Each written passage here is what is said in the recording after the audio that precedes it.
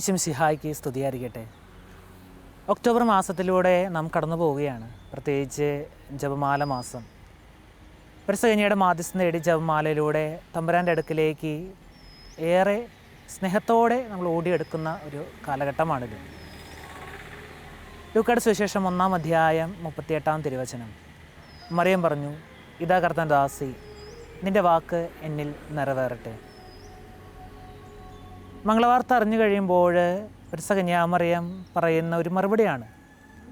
ഇത് കേൾക്കുമ്പോൾ നമ്മൾ സ്വാഭാവികമായിട്ടും ചിന്തിക്കും, മാതാവ് ഒറ്റയടിക്ക് ദൈവത്തിൻ്റെ ഹിതത്തിന് യെസ് എന്ന് പറഞ്ഞു വന്നു.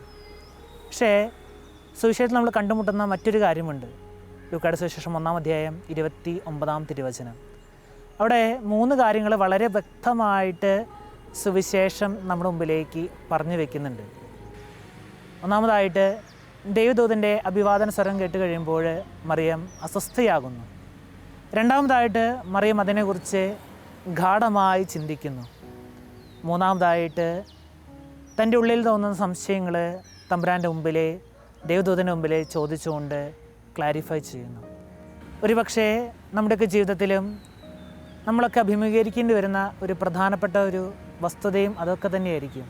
നമുക്ക് ചില ഉത്തരവാദിത്തങ്ങളെ ലഭിക്കുമ്പോൾ തമ്പുരാനെ ഇതെനിക്കെങ്ങനെ സാധിക്കും എന്നൊക്കെയുള്ളൊരു ചിന്തയുടെ മുമ്പിലൊക്കെ നിൽക്കുമ്പോൾ നമ്മളൊക്കെ ഏറെ അസ്വസ്ഥരാകുന്ന നിമിഷങ്ങളിലൊക്കെ ശാന്തമായി തമ്പുരാൻ്റെ മുമ്പിലിരുന്ന് പരിശുദ്ധ കന്യകാമറിയം ചെയ്തതുപോലെ ചിന്തിക്കുവാൻ, എങ്ങനെയാണ് ദൈവത്തിൻ്റെ സഹായത്തോടുകൂടി ഇതെനിക്ക് പൂർത്തിയാക്കുവാനായിട്ട് കഴിയുക എന്ന് തമ്പുരാനോട് തന്നെ ചോദിച്ച് അതിൻ്റെ ഉത്തരം കണ്ടെത്തുവാൻ ഒക്കെ നമുക്ക് സാധിക്കണം.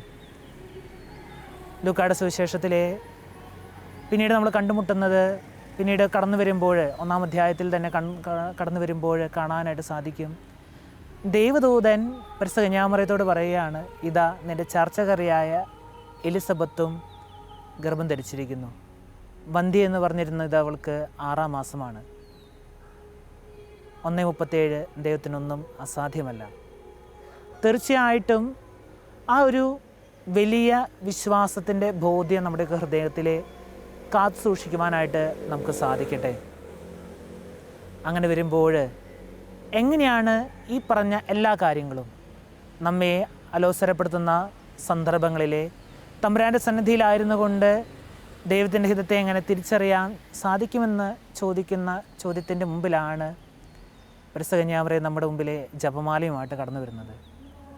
തമ്പുരാൻ്റെ വചനങ്ങളെ ധ്യാനിക്കുവാൻ ഏറ്റവും നല്ല ഉപകരണമാണ്, ആയുധമാണ് ജപമാല എന്ന് പറയുന്നത്.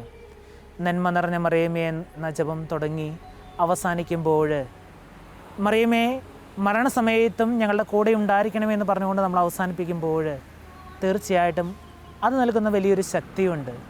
നമ്മുടെ ഹൃദയങ്ങളെ ശാന്തമാക്കി ദൈവഹിതത്തിനെ നമ്മെ പൂർണ്ണമായി സമർപ്പിച്ചുകൊണ്ട് ജീവിതത്തെ മുന്നോട്ട് കൊണ്ടുപോകുവാനും, അങ്ങനെ പരിശുദ്ധ കന്യകയുടെ കരം പിടിച്ചുകൊണ്ട് നമ്മുടെ സ്വർഗീയ യാത്രയിലെ ജപമാല നമ്മെ മുന്നോട്ട് നയിക്കട്ടെ എന്നാണ് എനിക്കേറെ സ്നേഹത്തോടുകൂടെ നിങ്ങളോട് പറയാനായിട്ട് ഉള്ളത്. തീർച്ചയായിട്ടും ഈ ഒക്ടോബർ മാസത്തിലെ ജപമാല ചൊല്ലിക്കൊണ്ട് തന്നെ പരിശുദ്ധ കന്യകയുടെ മാധ്യസ്ഥം നേടി നമുക്ക് പ്രാർത്ഥിക്കാം.